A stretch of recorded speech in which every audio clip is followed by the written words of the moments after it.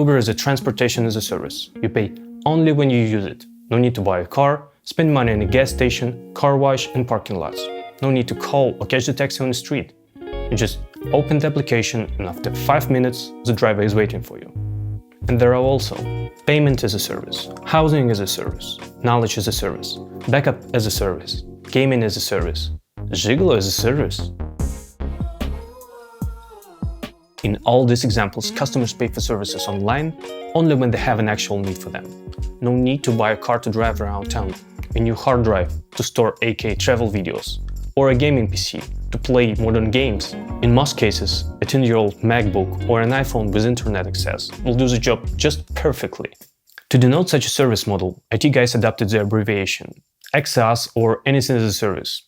And the X in this abbreviation represent the unknown variable, as in the equation. The most popular examples of this model are infrastructure as a service, platform as a service, and software as a service. And if you, my colleagues from the DSN, like me before working in IT, hardly understand the meaning of all these abbreviations, spank the like button. I like no one else feel your pain. Hi, my name is Pavel Carnegie, and in this video I'll explain the difference between IaaS, PaaS, and SaaS. I'll give you analogies close to ordinary non-IT life. Infrastructure, platform, and software as a service are the main cloud service delivery models. Analyst agency Gartner explained the difference between the three as follows. In IaaS, the client receives only the infrastructure. In PaaS, infrastructure and software prepared for the development and application hosting. In SaaS, a ready-made application is running in the cloud. And this is how the table which shows the difference looks like. To be honest, a little is clear. Therefore, I propose to go the other way, using simple metaphors. Imagine you are the CEO of design agency with 100 employees.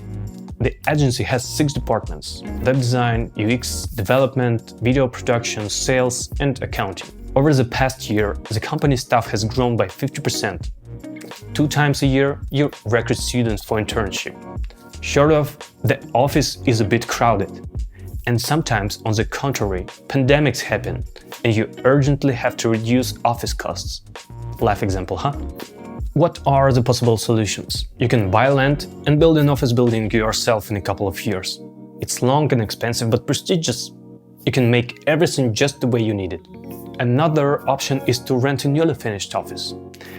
Yeah, it's hardly possible to find a space that will be 100% suitable for the agency's work and fit the department sizes, but that's enough for a while. When the situation changes, you will have to look for a place to move again. And finally, you can move into the newly built business center with a new modern concept. Now attention! The rental cost will be 2 times higher than in the option with a ready-made office.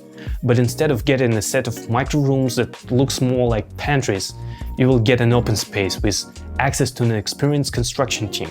You can say, so what? What nonsense? Does it make sense to overpay? The trick is that builders are pros and work like lightning. At your request, they are ready to instantly install or reinstall walls for new departments. In addition, the owners of the building left a reserved office space on purpose. They did this so the tenant companies only pay for the space they need at a given time. Those what seems to be an overpayment at the first stage save money and time in the long run.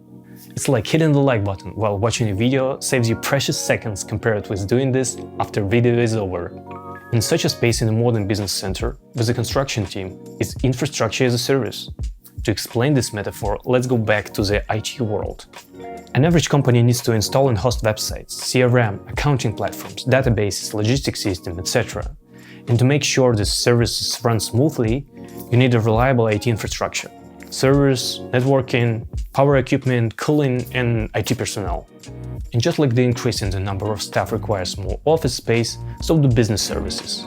For example, a website needs more server resources with an increase in traffic. Next come the construction team, ready to put the walls where needed. It's an infrastructure as a service dashboard that allows administrator to allocate cloud resources to different business services. The most common examples of IaaS are Amazon Virtual Private Cloud, Microsoft Azure IaaS, or Google Virtual Private Cloud.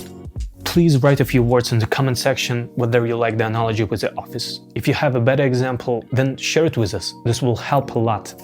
Well, and we are moving on to platform as a service. let's review again how Gartner defines PaaS. Using the platform as a service, you get the infrastructure and environment ready for development and deploying.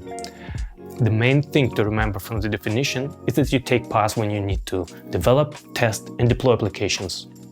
What analogy can we use? Imagine that you and your friend launch a startup for making a restaurant tableware. You know, plates, cups, glasses, all these things often break and need to be replaced. And you already know your competitive advantage. It will be free shipping of any batch of dishes right to the restaurant as soon as they call. This craft requires a workshop. And if we go back to IaaS example, then with infrastructure as a service, you will only get the bare space. Yes, it comes with an experienced team of workers, ready to prepare several walls to make room for production, painting and storing, but there is no special ventilation, no storage shelves, and no forklift for loading boxes into the van. And this is where the platform as a service comes in. Instead of a long and complicated process of converting an office into a production line, you can rent a ready-made space for such production. And it will be located in the same super-duper business center from the example 1. The space already has a room for a production line, a room with a good ventilation system, plus a forklift and a car entrance which speeds up the process of loading boxes to the van. Thus, PaaS is the complete opposite of pain in the ass. This is how PaaS works. Platforms provide all the necessary environments for developers. Lots of cloud companies provide such services, but I personally immediately think of Microsoft Visual Studio Team Services or Red Hat OpenShift. Before we get to SaaS, can you write a comment on whether my analogies are clear or they suck? If the second and you have a better analogy, be sure to write about it. And finally, the easiest part, software as a service. Almost any cloud service that you guys work with through the browser or via phone application is SaaS. Analogies are not necessarily needed here, but here are a few examples. Zoom, a video conference service. HubSpot, a cloud CRM. MailChimp, a mailing service. Wix, a website builder. Microsoft Office 365, a cloud version of well-known Microsoft suite. Ahrefs, an SEO platform. Figma, a design solution for group work. There are thousands of examples, but still, for clarity, let's get back to our story. Do you remember our super-duper business center? Our web agency and tableware production located there? Great. Now, let's imagine that the neighbor is a video recording and photo session spot. This spot has cool operators and photographers, sound and light gadgets, and all the necessary equipment for the work. And this is very useful for the tableware production, because they need to shoot new products. It would be possible to do this at the workshop, but it's much easier to come and take picture in a designated place. The design agency is also not far behind. Designers regularly come to the spot to record webinars. This is software as a service. You do the job yourself, at least the biggest part of it, but in a ready-made application with all the tools needed for your work. That's all. If the video was useful, spank the like button. And if not, click dislike, so the next time I'll be trying harder.